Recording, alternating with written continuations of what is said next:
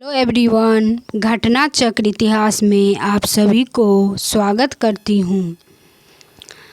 सही सुमेलन की इस प्रकार है। व्यक्ति और विषय मैकडोनाल्ड कम्युनल अवार्ड से संबंधित है।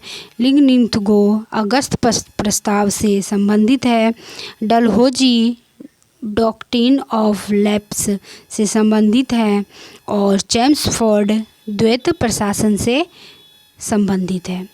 निम्नलिखित में से किस राज्य का लॉर्ड डलहौजी के हड़प नीति के तहत शामिल नहीं किया गया है? तो जयपुर को हड़प नीति के तहत शामिल नहीं किया गया है। डलहौजी 1848 से 1856 ईस्वी ने अवध के नवाब वाजिद अली शाह पर कुशासन का आरोप लगाकर फरवरी 1856 को अवध का अंग्रेजी राज्य में विलय कर लिया। अवध के अतिरिक्त डलहौजी के व्यापकता के सिद्धांत के अंतर्गत विलय किए गए प्रदेश सतारा 1848 ईस्वी में और जैतपुर या संभलपुर जो है वो 1849 ईस्वी में और बाघाट जो है वो 1850 ईस्वी में और उदयपुर 1852 ईस्वी में और झांसी जो है वो 1854 ईस्वी में और नागपुर जो है वो 1854 ईस्वी में जयपुर इसमें शामिल नहीं थे। जयपुर जो थे इसमें शामिल नहीं थे।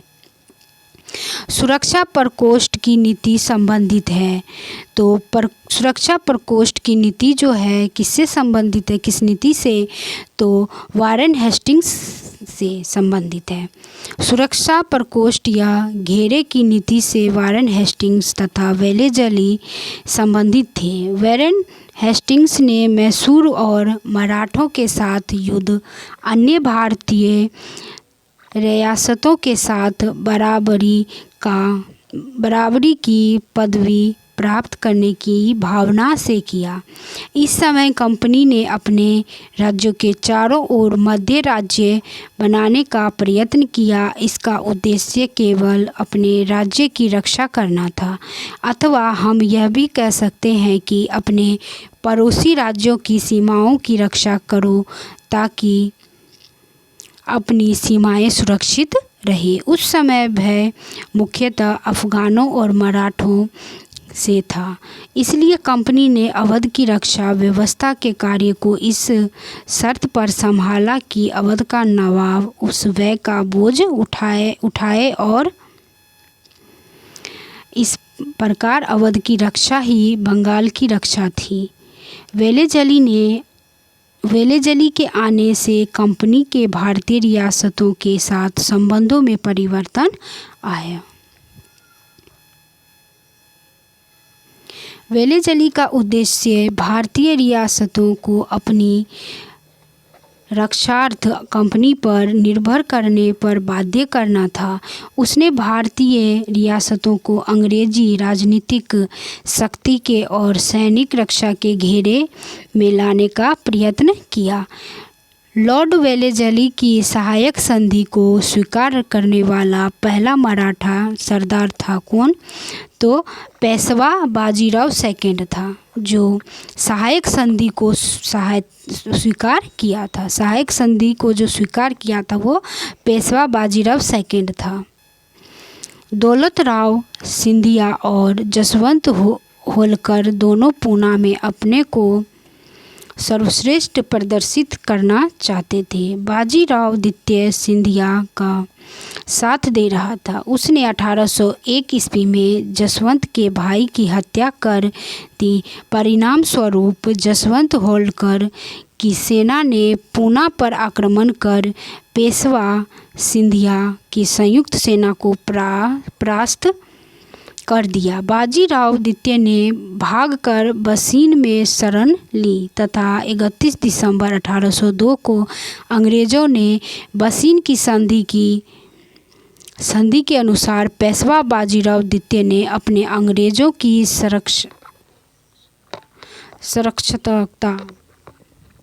स्वीकार कर ली। इस संधि को मराठों द्वारा अंग्रेजों के साथ की गई प्रथम सहायक संधि की संज्ञा दी गई। लॉर्ड मेयो के 1870 के संकल्प के बारे में निम्नलिखित में से कौन से कथन जो है वो सही है? सही पूछ रहे हैं, तो कौन सा कथन जो है वो सही है? तो इसमें से चारों जो कथन है वो सही है। केंद्रीय और प्रांतीय वित्त को विभाजित करने वाला यह पहला कदम था। प्रांतीय सरकारों को कुछ सेवाएं प्रशासित करने का अधिकार दिया गया।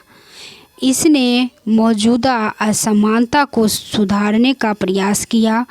इसने प्रांतों की वास्तविक आवश्यकताओं पर ध्यान केंद्रित किया। वायसराय मेयो का शासनकाल जो था वो 1869 से 72 तक था।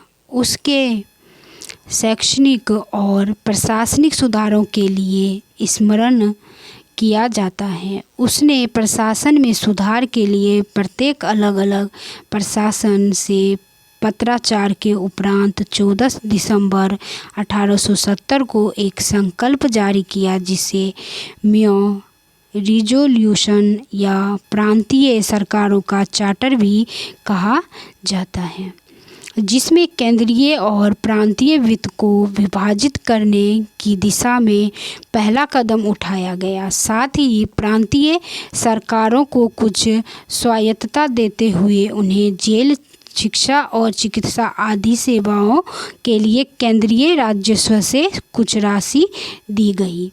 साथ ही उन्हें इच्छा अनुसार प्रशासन करने के लिए कहा गया तथा इसके साथ ही मौजूदा असमानताओं को सुधारने पर जोर दिया गया और प्रांतों की वास्तविकता आवश्यकता जो पर भी ध्यान केंद्रित किया गया।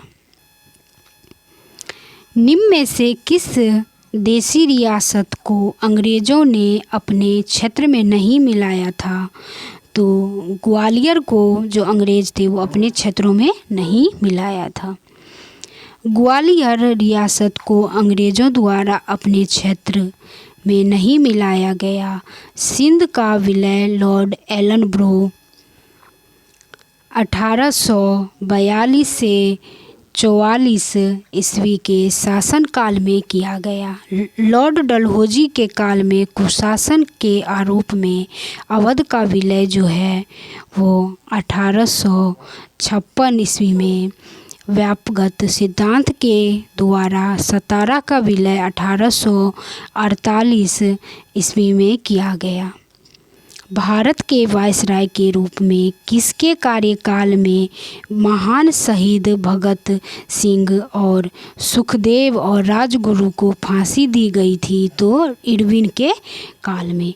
महान शहीद क्रांतिकारी भगत सिंह, सुखदेव, राजगुरु को वायसराय इरविन के काल में कार्यकाल 13 अप्रैल 1926 से 18 अप्रैल 1931 के कार्यकाल में 23 मार्च 1931 को फांसी दी गई।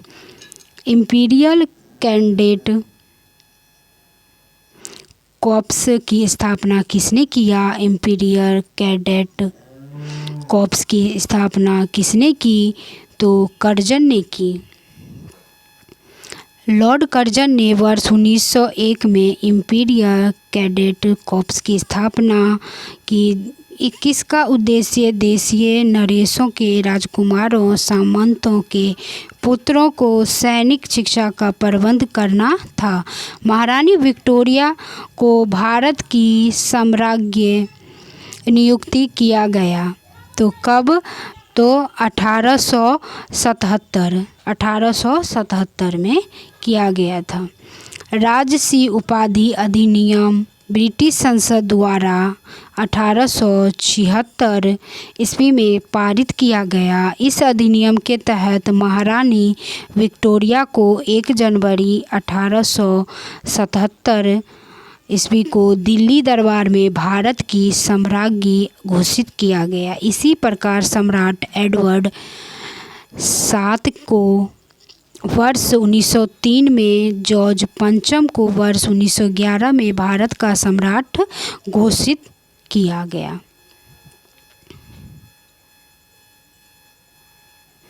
रॉयल शीर्षक अधिनियम के अंतर्गत रानी विक्टोरिया भारत की महारानी कब बनी?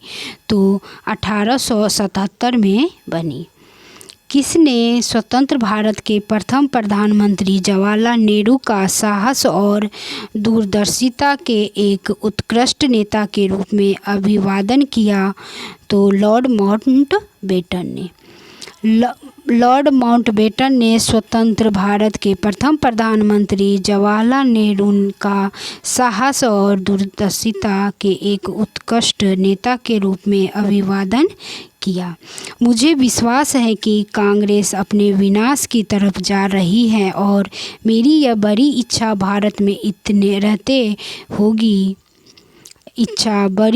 भारत में रहते होगी कि इसके शांति प्रिय निधन के लिए इसका सहायक बनूं। यह किसने लिखा? तो ये लॉर्ड कर्जन ने लिखा। अंग्रेज शासन समझते थे कि नरमपंथियों के नेतृत्व में कांग्रेस काफ़ी कमज़ोर है, जनता में इसकी पैठ नहीं है, अतः इसे ख़त्म किया जा सकता है। इस नीति के सबसे बड़े प्रवक्ता थे लॉर्ड कर्जन। वर्ष 1900 में कर्जन ने ब्रिटिश सेक्रेटरी ऑफ स्टेट को लिखा, मुझे विश्वास है कि कांग्रेस अपने विनाश की तरफ जा रही है और मेरी यह बड़ी इच्छा भारत में रहते होगी कि इसके शांति प्रिय निधन के लिए इसका सहायक बनूं। वर्ष 1903 में उन्होंने मद्रास के गवर्नर को लिखा, जब से मैं भारत आया हूँ मेरी नीति यही रही है कि किसी भी तरह कांग्रेस को नपुंसक बना दूँ। कर्जन ने कांग्रेस अध्यक्ष के नेतृत्व में प्रतिनिधित्व मंडल से मिलने से इनकार कर दिया। Thank you so much friends, video देखने के लिए। सब्सक्राइब लाइक ज़रूर करें।